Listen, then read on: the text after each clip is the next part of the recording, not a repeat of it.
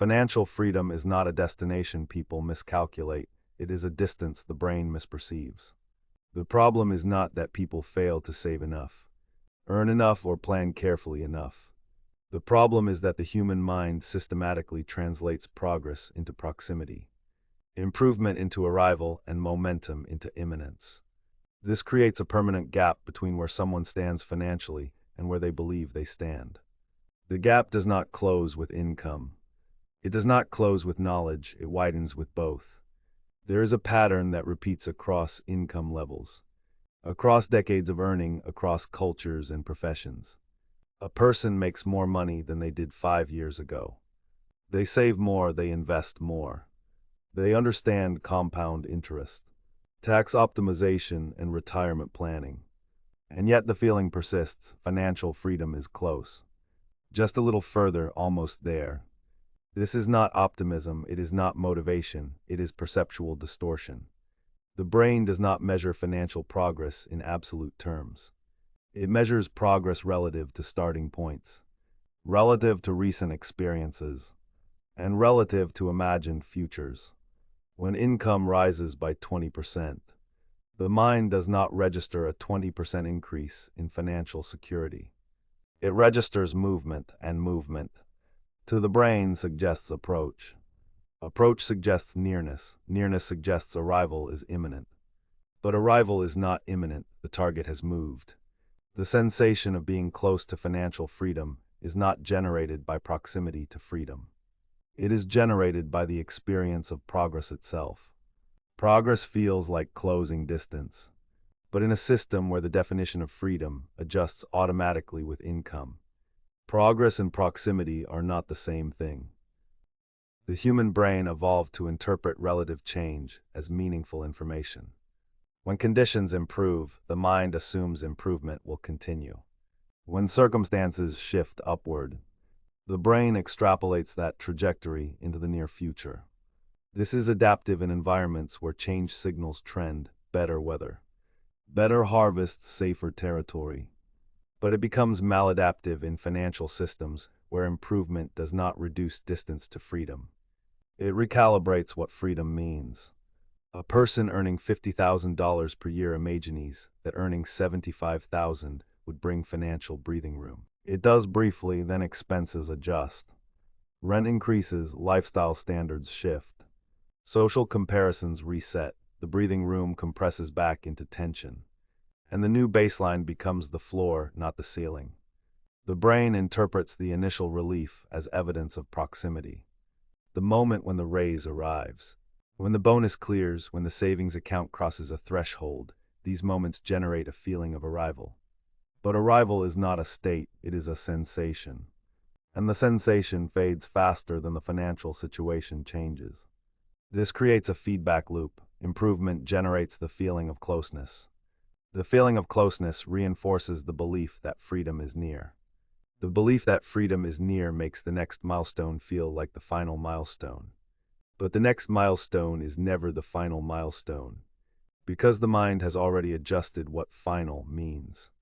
There is a cognitive expectation that achieving a specific financial milestone will produce a lasting emotional shift. Reaching a certain salary, paying off a loan, accumulating a target amount in savings. The expectation is that once the milestone is crossed, the anxiety will dissolve, the sense of precarity will vanish, and freedom will arrive as a stable psychological state. This does not happen. What happens instead is brief relief, followed by rapid normalization. The new income becomes normal. The absence of the loan becomes normal. The savings balance becomes normal. And normal does not feel like freedom. Normal feels like the new baseline from which the next gap is measured.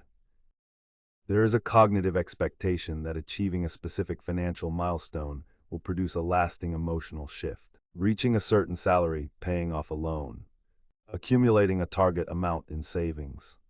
The expectation is that once the milestone is crossed, the anxiety will dissolve, the sense of precarity will vanish, and freedom will arrive as a stable psychological state. This does not happen. What happens instead is brief relief, followed by rapid normalization. The new income becomes normal. The absence of the loan becomes normal. The savings balance becomes normal. And normal does not feel like freedom. Normal feels like the new baseline from which the next gap is measured. The arrival fallacy is not the belief that milestones matter. Milestones do matter. The fallacy is the belief that crossing a milestone will change the internal experience of financial security in a durable way. It will not, because the brain adapts to new conditions faster than those conditions can produce lasting psychological change. This is why someone earning $200,000 per year can feel the same chronic financial pressure as someone earning $70,000. The pressure is not produced by the absolute level of income. It is produced by the gap between income and expectations, between current state and imagined sufficiency. And that gap does not close with income growth, because expectations grow with income. Income does not increase in isolation. It increases alongside assumptions about how that income should be used. A person earning more begins to live in a way that reflects that income level. Better housing, better food, better clothing. Better travel, better education for children. Better health care. These are not luxuries in the indulgent sense. They are the standard expressions of income at that level. The transition happens invisibly. There is no single decision to inflate lifestyle. There are hundreds of small, reasonable adjustments. A slightly nicer apartment because the old one feels too cramped. A slightly better car because the old one is unreliable. A slightly more expensive grocery store because the quality is better. Each decision in isolation is rational. In aggregate, they reconstruct the budget to match the income, leaving the same thin margin that existed before. This is lifestyle elasticity, expenses stretched to meet income, not through recklessness, but through the automatic recalibration of what feels normal, what feels acceptable, what feels safe. The problem is that this recalibration happens below conscious awareness. A person does not decide to eliminate their financial margin. They make a series of small decisions that each seem prudent, and the cumulative effect is the disappearance of the surplus they expected to gain. The raise that was supposed to create freedom instead creates a higher floor. And the higher floor feels, once again, like the edge of insufficiency. Reference point drift. The definition of financial freedom is not fixed. It shifts with context, with peer group, with information, with time. What felt like freedom 5 years ago, enough to cover bills, enough to save a little, enough to take a vacation, no longer feels like freedom. It feels like baseline stability. Freedom has drifted upward. This drift is not irrational. It reflects genuine changes in what financial security requires. Housing costs rise, healthcare costs rise.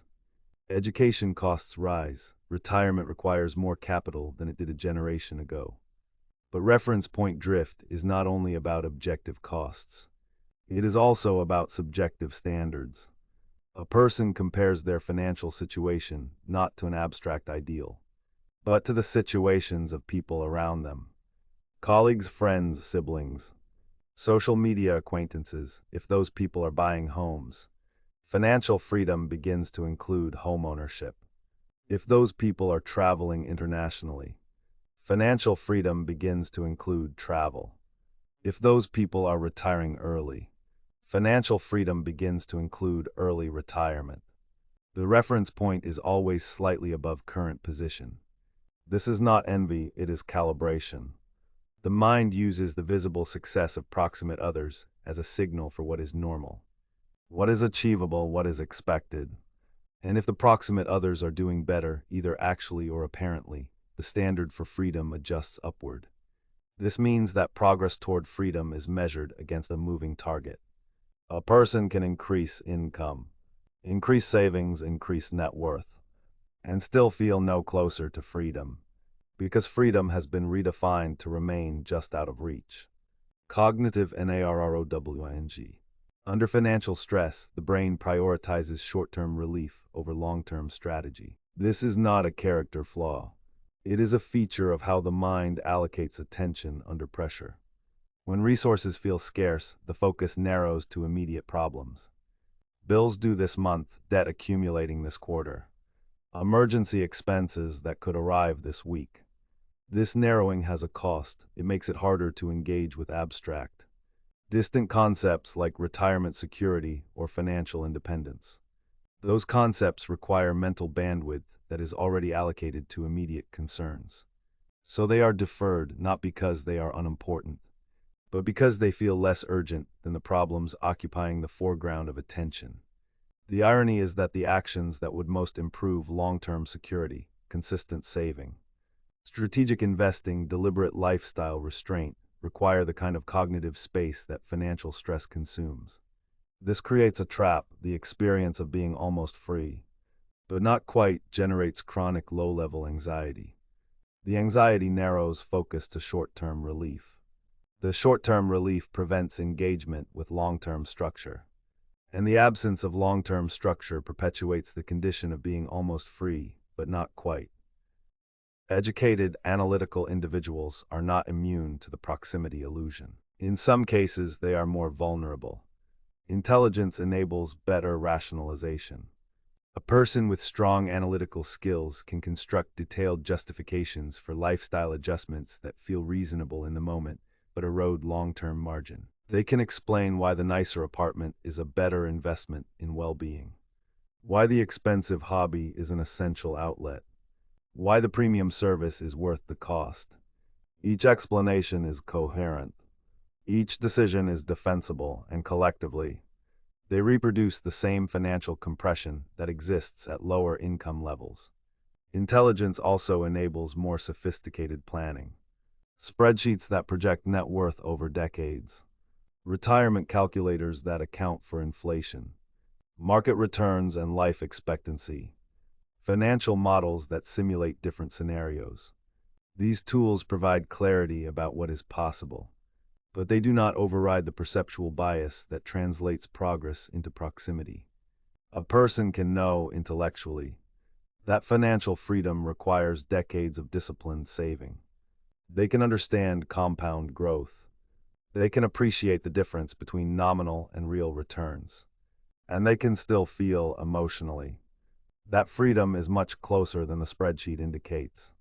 The feeling does not come from ignorance. It comes from the same cognitive machinery that generates the illusion for everyone else. In fact, intelligence can make the illusion more persistent, because it provides a false sense of control. The belief that understanding the system is sufficient to overcome perceptual bias. The assumption that awareness equals immunity. It does not. The structure of employment and compensation is designed around milestones.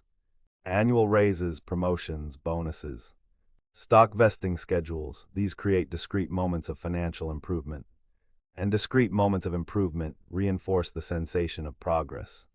Each milestone feels significant. And it is significant in absolute terms.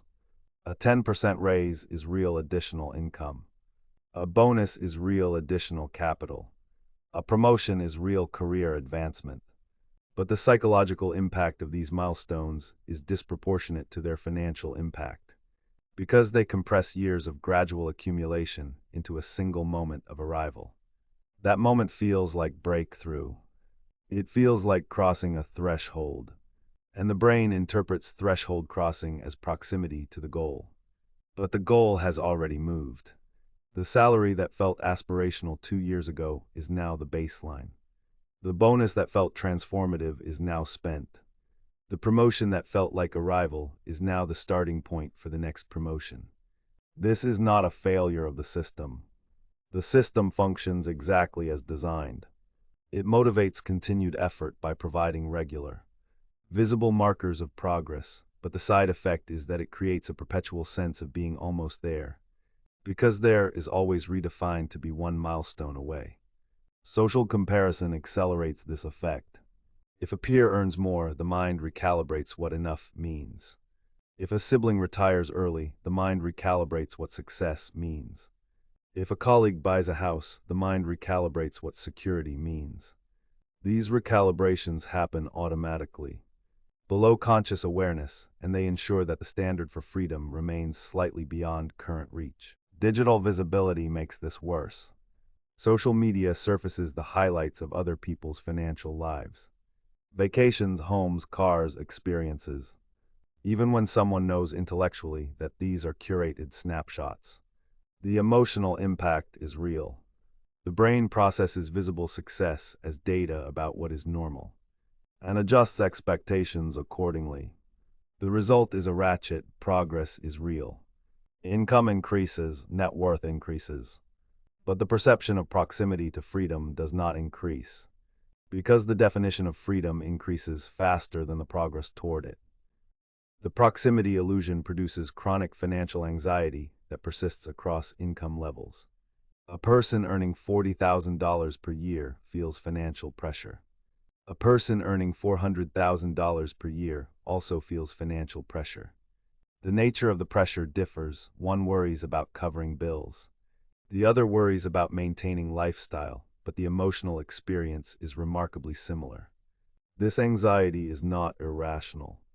It reflects an accurate perception of precarity. But the precarity is perceptual, not absolute. The person earning $400,000 is objectively more secure than the person earning $40,000. But subjectively, both feel close to the edge, because both have calibrated their sense of sufficiency to slightly exceed their income. The feeling of being almost free, but not quite, also produces decision paralysis. If freedom feels close, then major changes feel unnecessary. Why restructure lifestyle when the current path seems to be working? Why make difficult trade-offs when just a little more income, just a little more time, just a little more patience will close the gap? This logic feels prudent, but it is not prudence. It is procrastination disguised as strategy. The gap does not close with patience. It does not close with incremental income growth. It closes only when the perceptual mechanisms that create it are disrupted. But disruption requires awareness that the gap is perceptual in the first place. And awareness is difficult to achieve, because the illusion of proximity feels like insight, not error. Financial freedom is not miscalculated, it is misperceived. The sensation of being close, of being almost there, of being one step away, this is not a reflection of financial reality. It is a reflection of how the brain processes progress. Progress feels like approach. Approach feels like proximity. Proximity feels like imminence. But imminence is an illusion generated by the experience of movement, not by the distance to the destination. The destination, meanwhile, recedes at the same rate as the approach, not because the system is rigged, but because the mind recalibrates what freedom means in response to every improvement in financial condition. The person earning twice as much as they did a decade ago is not twice as close to freedom. They are standing in the same relative position, with a higher floor and a higher ceiling, measuring the same gap. Awareness of this mechanism does not eliminate it. The brain will still interpret progress as proximity. Expectations will still adjust with income. Reference points will still drift upward. But awareness reveals the gap for what it is, not a financial problem that can be solved with more income, but a perceptual problem that persists across income levels.